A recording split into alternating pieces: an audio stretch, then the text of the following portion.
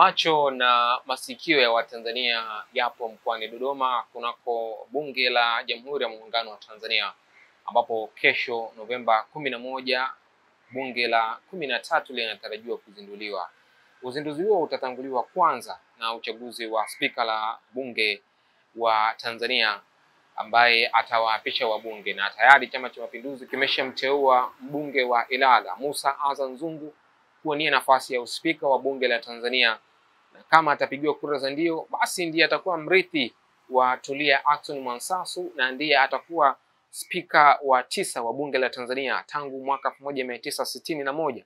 Waspika wengine waliotangulia ni Karim J, Chief Adam Sapi Mkwawa, Erasto Mangenya, Pius Msekwa, Samuel Sita, Anna Makinda, Job Justino Ndugai pamoja na Tulia Ackson Mwansasu.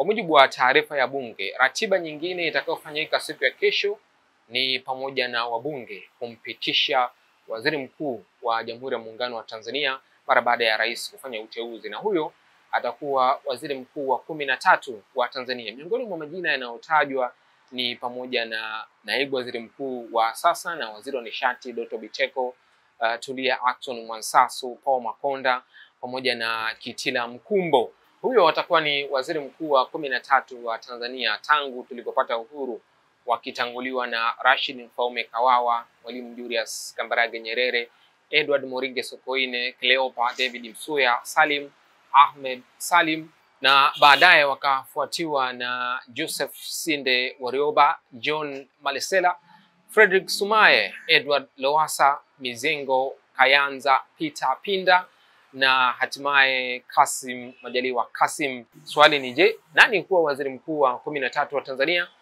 Endelea kutufuatilia kwenye kurasa zetu za mitandao ya kijamii. Vile vile ratiba ya bunge inabainisha kwamba Rais wa Tanzania Samia Suluhu Hassan anatarajiwa pia kulihutubia bunge ili kutoa mwelekeo wa serikali yake siku hiyo hiyo ya kesho, yani tarehe 11 ya mwezi Novemba mwaka 2025. Endelea kuwa karibu na Nukta Tanzania ili uweze kuyafahamu mengi zaidi. Langu jina ni Esau Ezra Ngumbi, mtayarishaji ni Guda Gustav. Tufuatilie.